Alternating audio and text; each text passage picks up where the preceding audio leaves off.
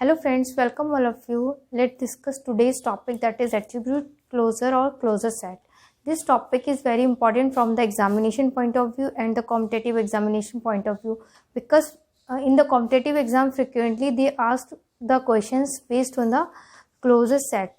They are in these type of questions you were just given relation and a few functional dependencies, and you have to find out all the for candidate keys and the super keys based on the functional dependencies and the given relation.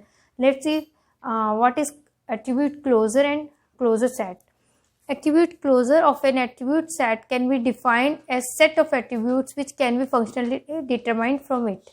Attribute closure क्या होता है? Attribute closure क्या होता है कि उन सारे attributes का सेट होता है जो कि हम फाइंड आउट करते हैं from the given functional dependencies. जो हमें फंक्शनल डिपेंडेंसीज गिवन है उनसे जो सारे एट्रीब्यूट्स हम फाइंड आउट कर सकते हैं उनका जो सेट बना होता है that is called attribute closure.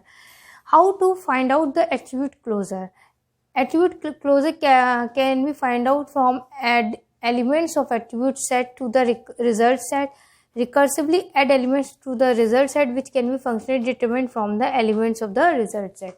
कैसे फाइंड आउट करते हैं? जो हमें फंक्शनल डिपेंडेंसीज गिवन है उनसे जो जो एट्रीब्यूट्स हमको फाइंड आउट कर सकते हैं उनको हम क्या करते हैं, रिजल्ट सेट में ऐड करते जाते हैं. What is the use of attribute closure और closure set?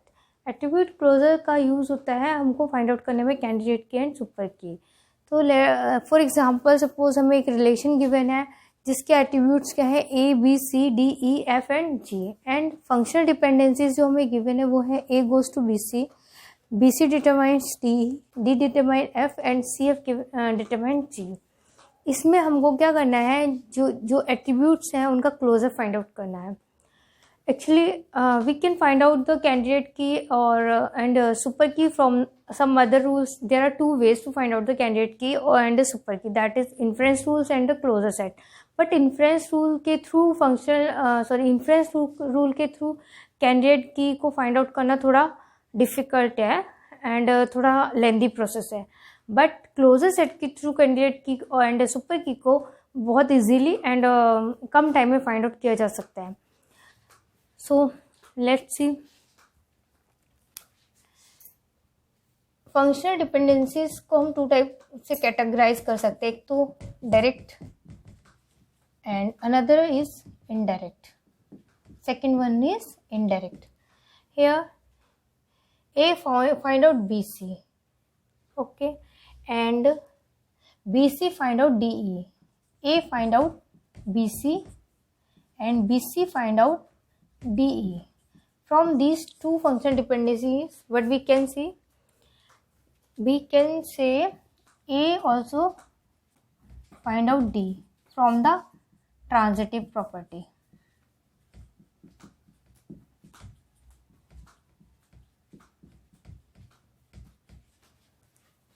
For example, X find out Y, Y find out Z.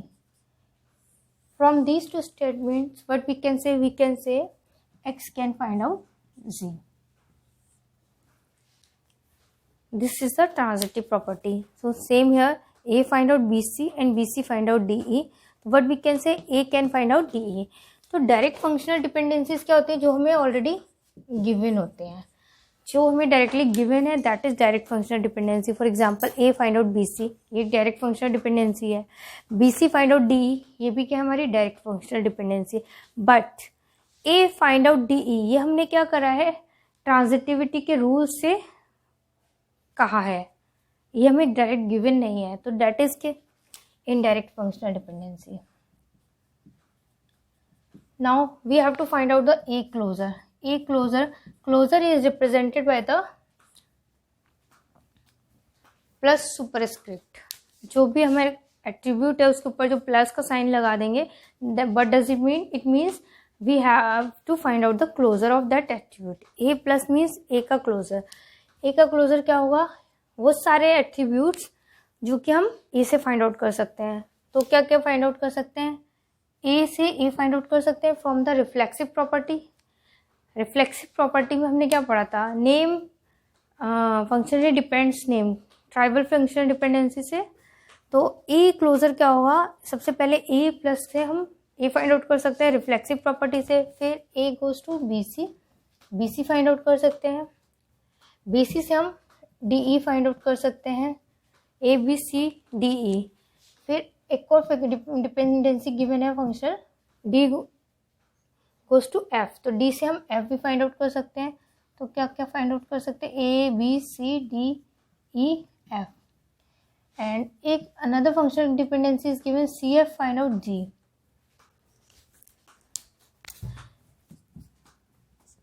C F find out G, A B C D E F G. तो what we will get a closure which is equal to A B C D E F G. Another, find out the BC closure. Same BC closure से BC find out कर सकते हैं from the reflexive property. Then direct functional dependency हमको क्या given है, BC find out DE. तो क्या हो जाएगा, डी ई। डी से हम क्या फंक्शनल डिपेंडेंसी की मैंने डी फाइंड आउट एफ, तो क्या हो जाएगा एफ। एंड अब C and F, C F find out G, तो सी एफ से we can find out G. तो B C closure will be equal to B C D E F G. Another one D closure. D closure, same D, from the D we can find out D from the reflexive property. Direct functional dependency is given, D find out F. What else we can find out, DF. From DF we can find out anything else? No. From F, no. So D closure will be equal to DF. CF closure, same, from the reflexive property, CF. From the CF we can find out G. Anything else from the given functional dependency we can find out? No. So CF closure will be equal to CF and G. Okay, let's see the another example. Given relation is R and the attributes are A, B, C. कोई हमें relation given है and functional dependency given है, A goes to B and B goes to C or B determines C, and we have to find out the closure of the attributes. Closure of the attributes के against relation में A, B, C. So first of all let's find out the closure of A. A closure, A से क्या find out कर सकते हैं, पहला जो हम attribute find out कर सकते हैं वो A है from the reflexive property. फिर the functional dependency given is A goes to B, A से find out कर सकते हैं B and B goes to C. If A goes to B and B goes to C, what does it mean? It means A can determine C also from the transitivity.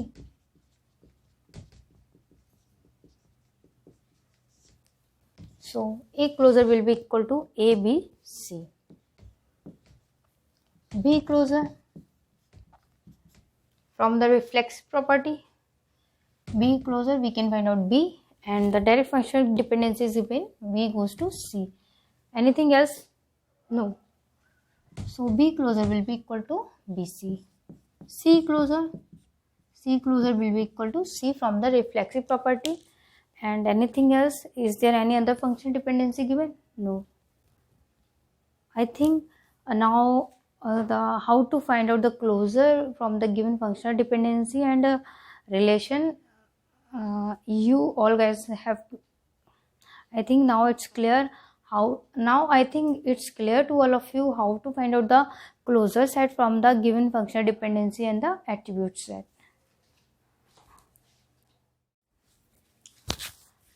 Okay, अभी हमने क्या देखा था कि attribute closure और closure set हम पढ़ क्यों रहे हैं, क्या यूज़ होता है। एट्रीब्यूट क्लोजर को हम यूज़ करते हैं candidate key and super keys find out करने के लिए। Okay, let's see how to find out the super key and candidate key from the attribute closure. Suppose एक सिंपल सा हमें रिलेशन गिवन है जिसके एट्रीब्यूट्स हैं A, B, C, D and functional dependency given है A determines B determines C and C determines D. अब हमें इसमें क्या करना है, इस रिलेशन और फंक्शनल डिपेंडेंसीज पे बेस्ड हमको फाइंड आउट करनी है सुपर की एंड कैंडिडेट की। इस टाइप के questions most of the time GATE में पूछे गए हैं। तो ओके देखते हैं। First of all find out the A closure. A closure will be equal to, A से हम रिफ्लेक्सिविटी से ए फाइंड आउट कर सकते हैं। ए से बी पे डायरेक्ट फंक्शनल डिपेंडेंसी है तो ए बी, अब बी से सी पे फंक्शनल डिपेंडेंसी है तो from the transitivity if A find out B and B find out C, so we can find out A to C. C भी find out कर सकते हैं एंड सी से हमको फंक्शनल डिपेंडेंसी गिवन है डी, तो from the transitivity A find out D, तो इसको भी हम इस क्लोजर सेट में ऐड कर देंगे। तो ए का closure will be equal to A B C D. Similarly now we will find out the closure of B. B का closure will be equal to B से from the reflexivity we can find out B. B से C पे direct functional dependency given है तो we can find out C also. तो at the C in the given closure set, C can determines D. सी और D के बीच में direct functional dependency है, बी से सी के बीच में फंक्शनल डिपेंडेंसी है, सी के से डी के बीच में functional dependency. From the transitivity we can say B can determines D at this also in the given closure. So B closure will be equal to B C D. Find out the C closure. C closure will be equal to C and C से reflexivity के through we can find out C. C से D के बीच में direct functional dependency given है तो at D also है. Is there any other functional dependency given between D, A and B? No. So C closure will be equal to C D. D closure will be equal to D because उसके अलावा और कोई भी functional dependency यहाँ पे D से दिख नहीं रही है। अब और इसके जो सेट है वो क्या बन सकते हैं, A B closure, B C closure, A C closure. A B closure will be equal to A B, B से सी फाइंड आउट कर सकते हैं एट सी है। अब हमारे पास क्या टर्म आ गई, बी सी।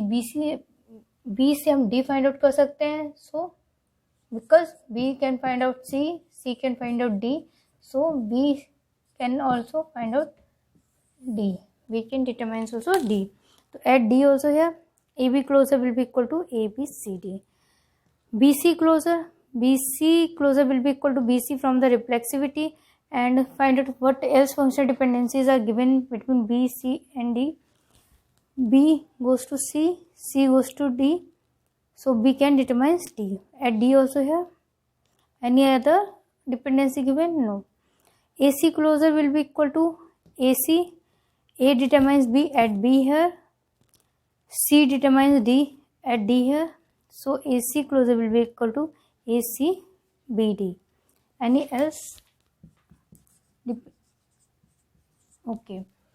अब हमको क्या पता है, what we know that super key क्या होती है, the closure of a super key is the entire relation schema.